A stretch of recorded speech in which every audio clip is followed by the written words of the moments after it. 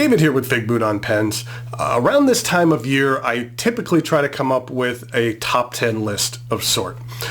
My first year doing this channel, I showed how my tastes and collection changed over a period of time with several top 10 lists that kind of highlighted my collection as I delved deeper and deeper into this hobby. Last year, I came out with a number of top 10 lists, separating them out by price point.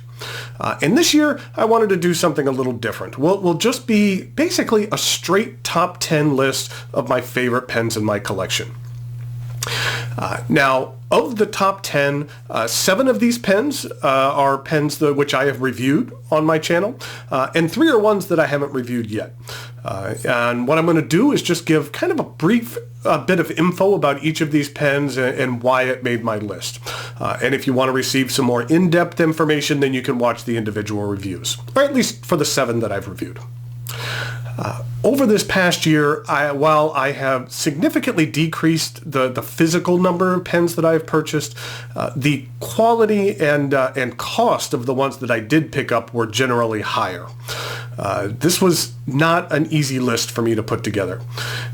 It is kind of interesting how that you can reflect about how your tastes change over time. From my top 10 list 2 years ago, only a single pen remains on this list, and that one's in the honorable mentions. From last year's list, there's only 3 that remain in the top 10. So there's quite a number of new entries into this year's list. I had to make some difficult choices limiting this to a top 10, so I cheated a bit, and I have 5 honorable mentions. So in no particular order, these were each pens that I strongly considered for the top 10. I care for each of these pens a great deal, and it pained me a bit that they did not make the cut. But I felt that they warranted mentioning. First of all, the first honorable mention is the Pilot Custom 845. The 18 karat medium gold nib on this pen is the best combination of soft and smooth in my entire collection. The Custom 845 is not an overly flashy or fancy pen. The trim is all gold plated, and in regard to design, it's kind of a slightly larger version of other Pilot pens like the Custom 742 and 743, but with flat ends rather than rounded.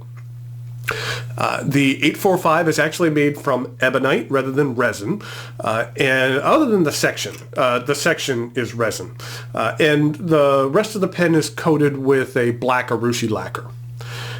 The pen just feels different than a resin pen in the hand. It has a bit more warmth to it. It's a very comfortable pen, which is on the larger side, and as I mentioned, the nib on this pen is spectacular. It would not surprise me at all if this is a pen that actually made its way into the top 10 by the end of next year. It's that good, and that's the Pilot Custom 845. Next on the honorable mention list is a Visconti, and that is the Visconti Divina Elegance. This is an attention-grabbing pen, which is very unique and, in my opinion, very cool. The Divina Elegance is actually made from acrylic and silver, which is twisted in a shape that, in mathematical terms, is called the golden ratio. The deep blue acrylic has a really nice amount of pearlescence that gives this pen a really different look depending on the angle in which you view it. I think the contrast between the blue and the silver trim is perfect as well. I personally wouldn't care for this pen as much if it had gold trim. I also like the fact that no matter which orientation you cap the pen, the lines always match up and the facets always match up. That's bonus points in my book. And the 23 karat palladium nib is fantastic on this pen. I consider the Visconti Divina Elegance to be one of the more beautiful pens in my collection. I have a number of pens that I feel have more subtle beauty. This is kind of like in-your-face beauty, attention-grabbing beauty, in my opinion. Okay, third up on the 5 most honorable mentions is the Omas My Lord Arco Celluloid. This one really hurt to leave off the top 10. I mean, last year I actually had this pen ranked at number 3. It did nothing wrong, other than having a number of similarities to another pen that might just show up on this list. And I wanted to maintain a bit of variety here. The Omas Arco Celluloid is hands down my favorite pen material. I just love the look, and I like that no two pens with this material look exactly alike. Each have their own personality. I love the size of this My Lord, and after I had Mike Matsuyama work on this temperamental nib, it's one of my favorites in my collection. Mike does amazing work. For quite some time, this was a grail pen for me.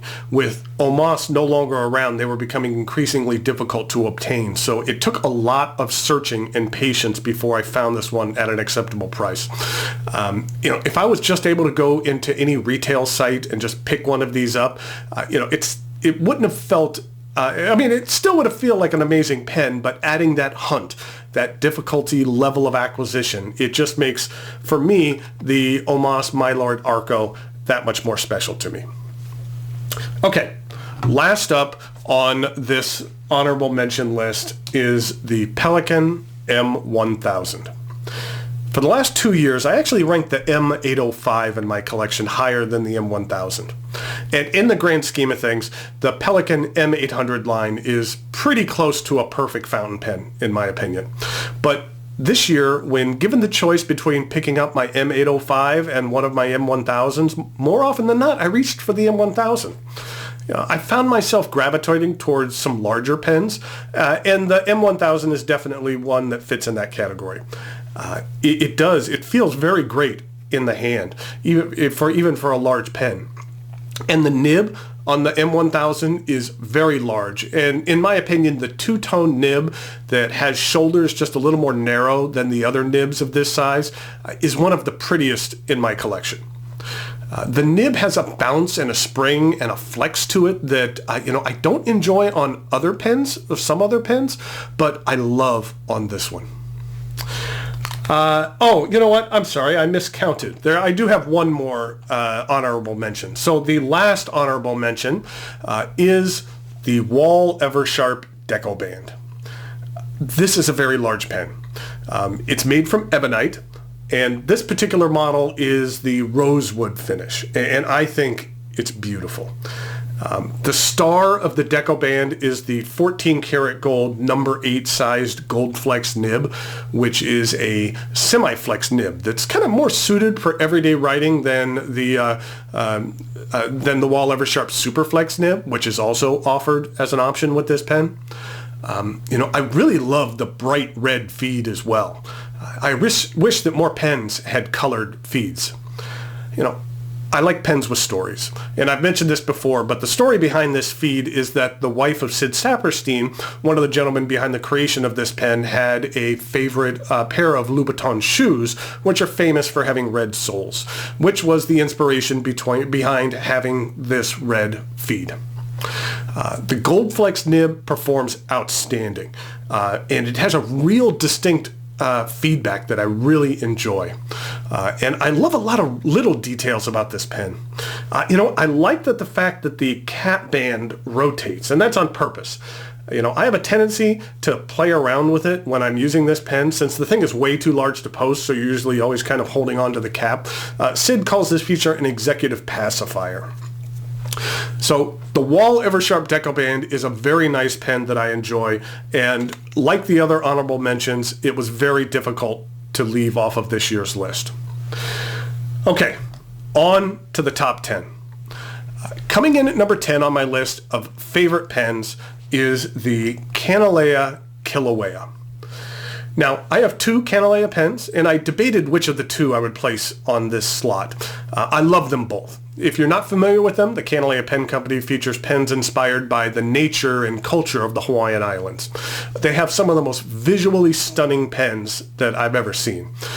If you're at a pen show that Kanilea attends, you will see their display, and you will stop and stare, because their pens are just that striking. I featured this model, the Nui Nalu, last year as an honorable mention. The swirling blue of the incredible Jonathan Brooks acrylics is just breathtaking. This one pen represents the crashing wave of the ocean, and I could practically hear the ocean when I use this pen. This Nui Nalu might as well be 10B, but in regard to 10A, I chose the Kanilea Kilauea. The Kilauea volcano is located on the Big Island of Hawaii and is pretty much in a constant state of eruption. I believe it's the world's most active volcano. I visited the Big Island once, and I took a helicopter ride over the volcano. And I vividly remember looking down and seeing these very large holes in the Earth's surface. And beneath the surface, you could see a river of lava glowing with the most opulent red-orange glow. It was nature in its most spectacular. We even flew to the coastline, and you could see the molten lava spewing into the ocean, steam rising and cooling down to continually make the island larger and larger and larger. So that's what this pen reminds me of, is that experience flying over the volcano. Anytime you can connect a pen to a personal story or a personal experience, it makes that pen even more special. And the amazing combination of orange and red and yellow and silvery gray in this pen is just jaw-dropping. No two Kanilea pens are alike. I had seen a few of this model before, and they had more gray and black than red and orange. And I didn't care for those versions as much, but as soon as I saw the coloring on this pen at the Atlanta show this year, I just had to have it. Hugh and Carol, the folks behind the Kanilea Pen Company, do an awesome job. And Hugh does a very good job of tuning up the nibs on his pen as well. I highly recommend checking them out. Okay, at number 9, I have a pen from Danny Trio, and that pen is the Taminuri Onshu Onginkai.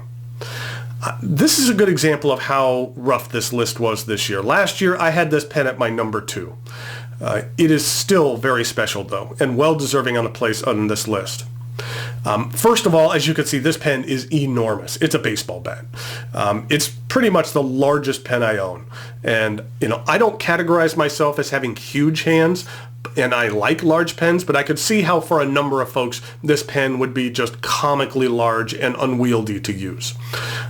This pen is made from ebonite and urushi lacquer, and I just love this Taminuri finish. The process to make one of these pens takes months, and the craftsmen who create pens like this are true artists. And, I like the fact that the signature or mark of the artist is on the pen. It really reminds me that this pen was created by a person and not mass-produced by a machine or an assembly line. Not that pens that are mass-produced don't have a place, but knowing that someone spent months to produce this pen gives it an added level of meaning for me. And when I say months, a lot of time that time is spent drying the pen after each application of the urushi lacquer, but still, the man hours that go into creating a pen like this are just remarkable. I like that at first glance, this pen isn't very flashy. If you knew nothing about pens, you wouldn't think that this pen is anything special, other than just being huge. There is a stylish minimalism that I love about this pen, and I consider the nib on this pen to be one of the best looking in my collection. I just love looking at this nib, and it writes fantastic. The Danny Trio has the perfect combination of craftsmanship and performance in my mind. Okay, on to number 8. And here at number 8, I have a pen from Nakia, which is one of the 2 on this list, or actually 3 on the list that I have yet to review. And that is the Decapod Twist in the Aka Taminuri finish. This was my very first Nakia, and I just love it. Typically, when you order a Nakia, there is an extended wait. You have to wait months and months to build up you have to basically wait, and the anticipation builds as you wait. And after waiting 8 or 9 months for this pen, it didn't disappoint me. There's a model very similar to this one, but the facets are straight, but not twisted. But I think that the Aka Taminuri finish is just spectacular on this, and that the twists bring some extra life to it. The same story about the Danny Trio applies here. It took a craftsman months to create this pen, applying layer after layer of Urushi lacquer. I just love the looks of this Nokia branded nib as well. Essentially this is a platinum nib, and in the grand scheme of things, straight platinum nibs aren't really my favorite. There's nothing wrong with them. It just, if I had to rank the nibs produced by some of the major pen companies, platinums would be closer to the bottom of the list for me. And that's just solely personal taste in regard to feel. They tend to be a bit stiffer than I care for.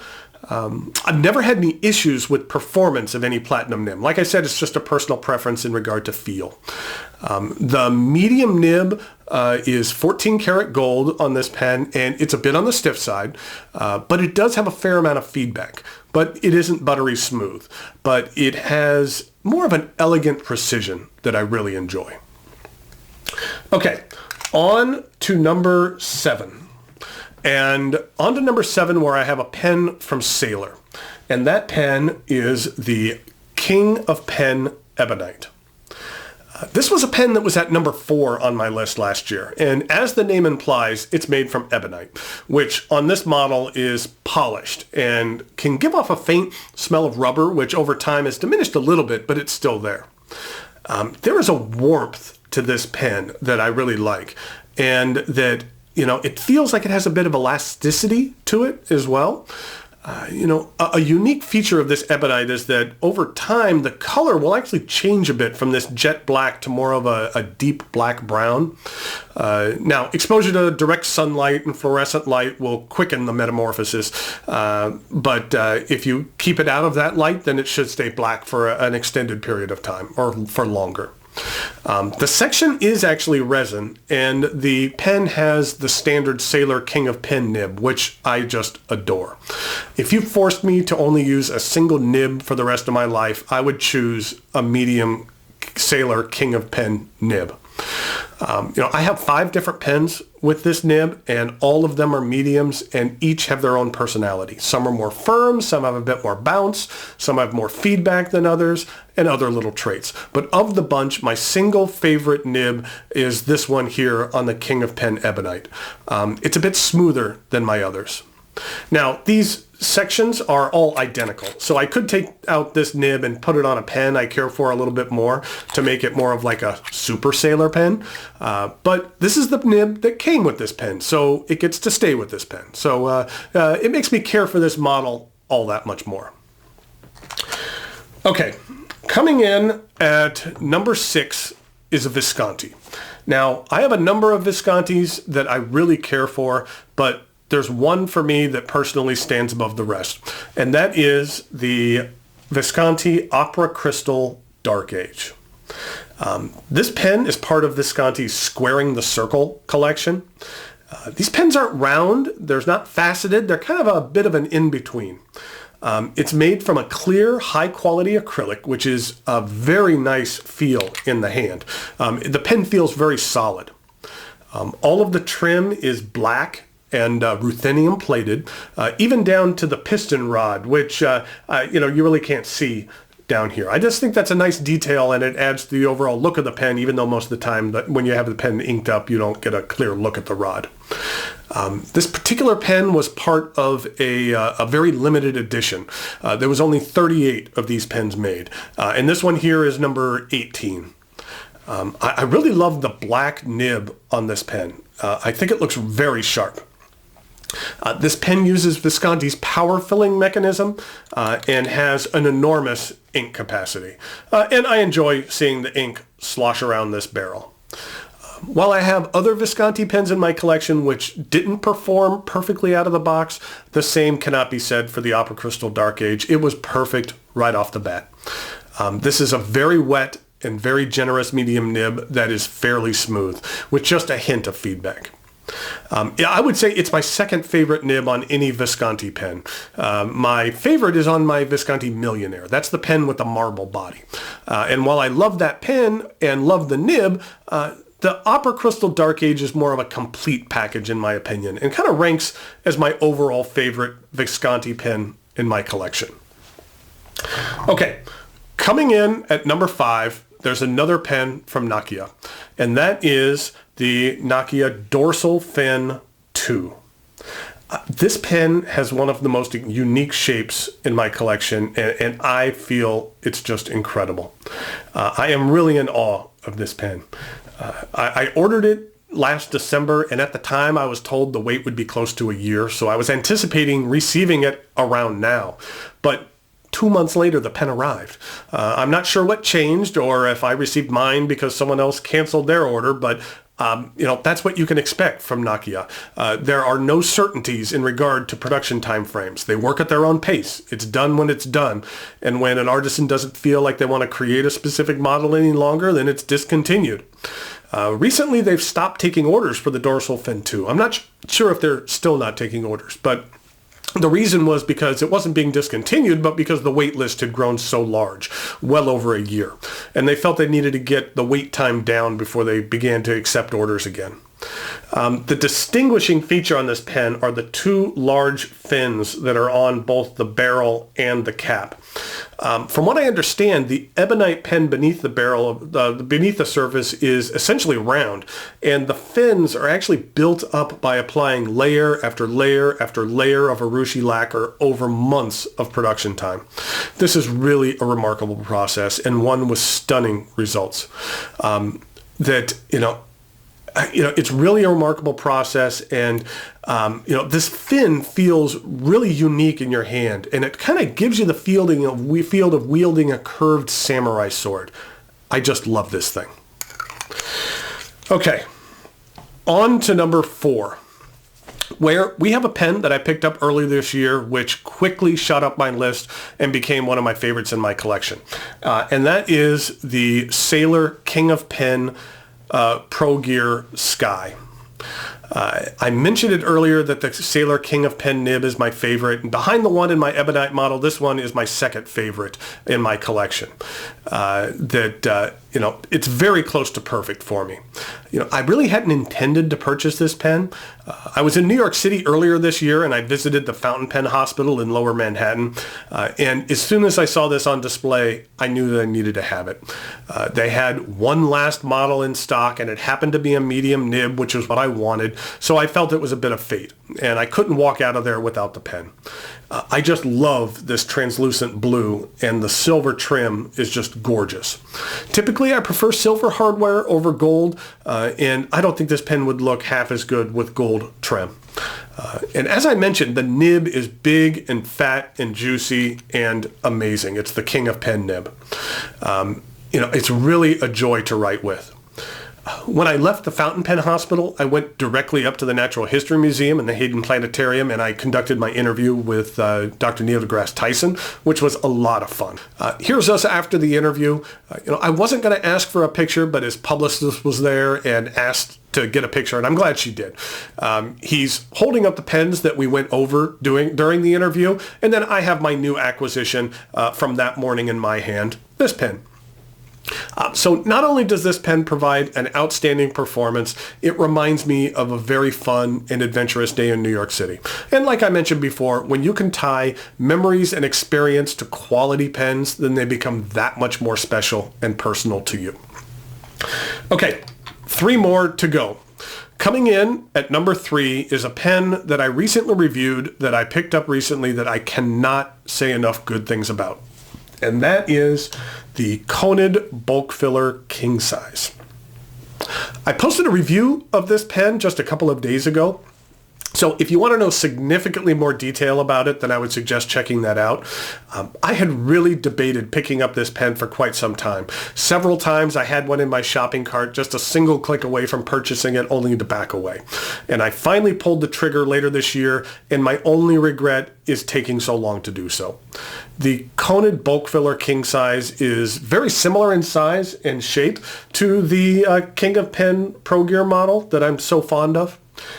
This size just feels perfect in my hand. The pen weighs enough to feel substantive, but not so much that it's burdensome. And the bulk filling system is unique, and it's proprietary to Konid pens. And the end result is a pen with substantial ink capacity. The number 8 medium Bach nib on my bulk filler king sign was tuned to perfection. It really glides across the page with just a touch of feedback. But it does remind you that you're using a fountain pen. And I like the story behind this small pen manufacturer as well. And I like the products that they're producing. It's a pen that many would consider to be a grail pen, and it's well worth the moniker. I could use this pen every day for the rest of my life and not feel like I'm missing out on anything. It is that good, in my opinion. Okay, coming in at number 2 is another relatively new acquisition. It's something I had pre-ordered, but I picked up at the DC show this year. And in my mind, I had a very high level of expectation for this pen, and I was very glad to have it not only meet these expectations, but beat them significantly. And that is the Armando Simoni Club Bologna Arco. This is a rather large pen, but it's deserving of a large name. Again, I go into detail about the significant history and story behind how this pen came to be in my review a couple of months ago. So if you want to learn more, then you can check that out. But the Omas Arco celluloid stock, as I mentioned earlier, is my single most favorite material in my collection. This pen gives you a different look and feel depending on the angle in which you're looking at it. I just love the layered look of the Arco, and that every pen made out of this material is unique with its own personality and beauty. This is a heavy pen, and when it's in your hand, you know it. I do like the matching bands between the cap and the barrel. I think that's nice. And the Magic Flex nib is remarkable. For such a large pen, it's an effortless writer. You barely need to apply any pressure at all. This nib is basically cousins with the Wahl Eversharp DecoBand nib. And while I really love that nib, I really love this one. I like the size of the number 8 nib, and the performance was incredible right out of the box. They're only going to make approximately 400 or so of these pens, and then the Arco stock material will be gone. And that, it's the material is no longer being produced, which is sad because it is so incredibly beautiful. I'm really glad that ASC came out with this pen this year, and it is easily my favorite purchase of the year. Anyone I hand this pen over to just has their jaw drop, and they are in awe about the beauty as well as the performance of this pen. It is just remarkable. Okay, finally, coming in at number 1 is a pen that shouldn't be much of a surprise to occupy the top spot. It's a pen that had held the same spot in my top 10 pens over $250 last year, and that is the Classic Pens LB5. I have 2 models of this pen in my collection. I'm not going to rank one above the other because I think they each have their strong points, but they can both occupy the top spot on this list. First of all, this model here is called the Tensui, or Raindrops, in space blue. And then over here we have the Koseki, or Metal Ore, in diamond brown. The only difference between these 2 models is the color of the material and then also the trim. The trim and nib on the Tensui are rhodium plated as opposed to the gold plating of the Koseki. Now, we'll just take a look at the Koseki. I think it shows up a little better on camera. So what makes the LB5 so special to me personally? There's a few reasons. First is the material. The diffusion bonded acrylic is uniquely stunning. And that you really don't get a great look at it on the blue pen, but it's clearer on this brown. The cross-cut layering provides patterns that you just don't see anywhere else but on this pen. Next is this pen utilizes a Sailor King of Pen nib that I've stated a couple of times already, but that's my favorite nib. The nibs on my 2 LB5s aren't as smooth as the one on my King of Pen Pro Gear or the King of Pen Ebonite. They lay down a bit of a thinner medium line and have more kind of a more pointed and precise feedback. These pens are part of a very limited edition. Only 50 of each of these colors were produced. So if you own an LB5, you kind of feel like you're part of a special club. So putting all of that together between the obscene quality of the pen and the outstanding performance and the limited availability, in my opinion, it's well deserving the top spot in this list for the 2nd year in a row.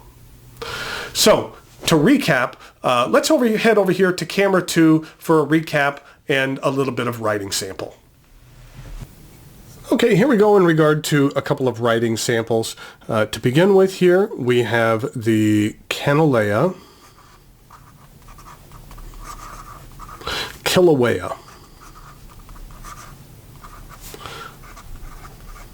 And the ink that's being used here is, this is Mont Blanc, Lucky Orange.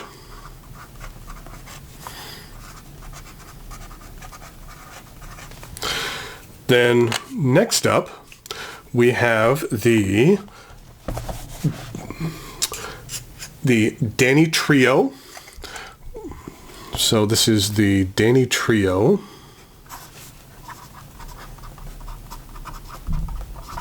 And it has a rather long name. This is the Danny Trio Tamanuri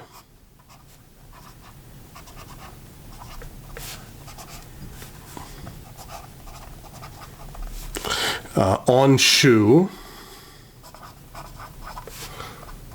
on Genkai. That was me earlier. That wasn't the pen's fault. And that the ink here is Bung Box Piano Mahogany.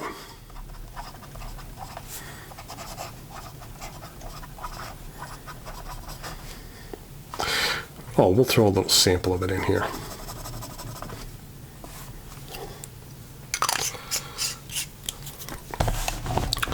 We can even go back for the Lucky Orange.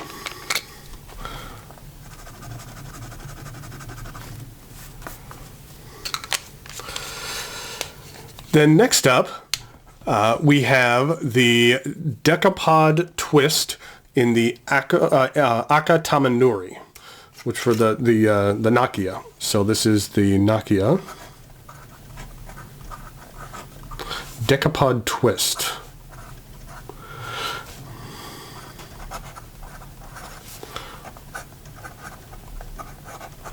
And this was the Akatamanuri.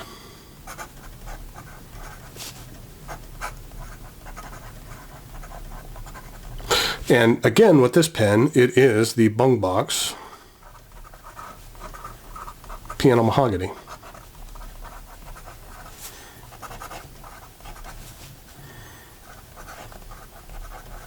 And you could see how the Danny Trio's very large nib, even though they're both mediums, that they lay down a significantly different line width.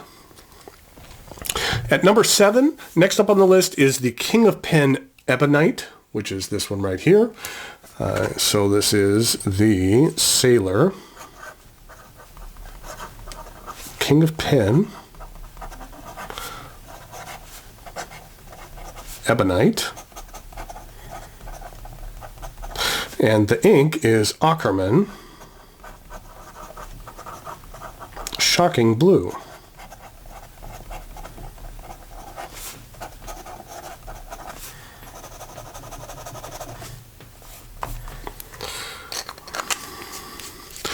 Then we have the Visconti Opera Crystal Dark Age. So here is the Visconti.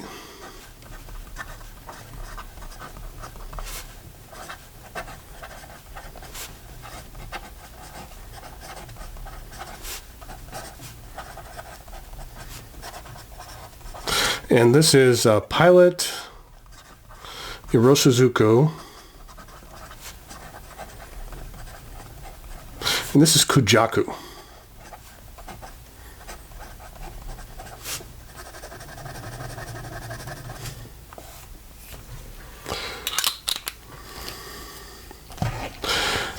Then we have the Nakia Dorsal Fin 2.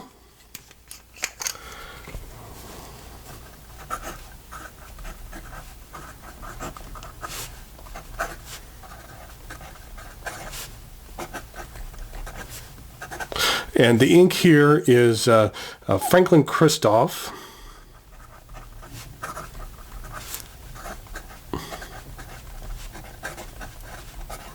Terra Firma.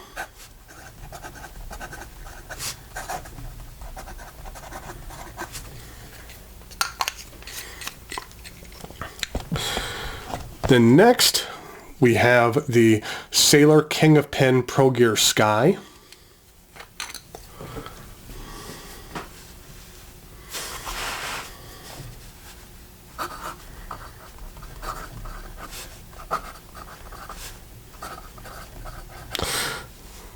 Well, it's Sailor King of Pen Pro Gear. Well,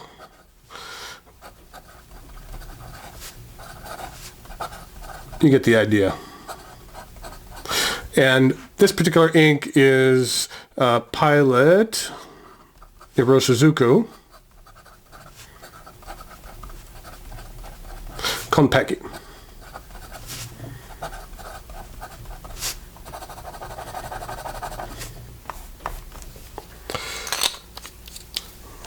I forgot my terra firma. Go back and do that.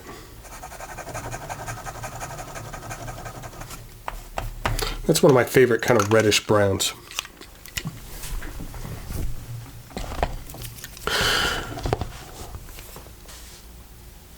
Okay, then we have the Conid bulk filler king size. And again, this is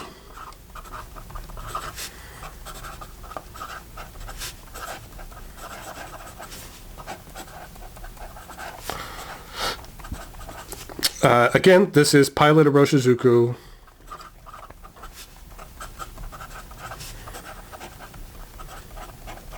Konpeki.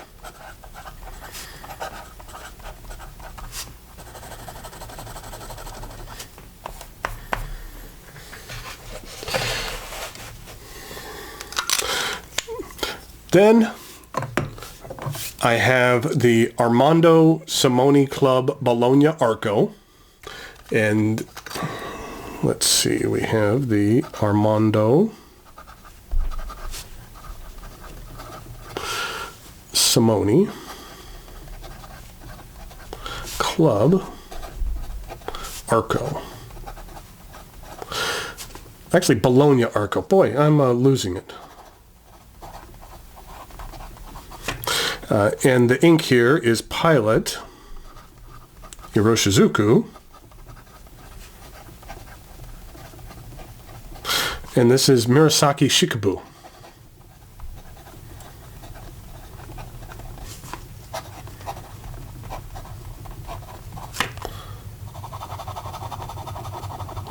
Which is a real nice purple.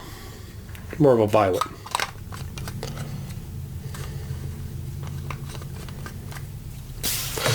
Then, finally, we have the Classic Pens LB5.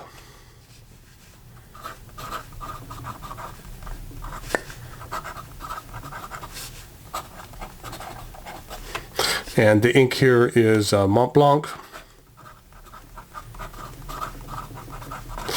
And this is a toffee brown.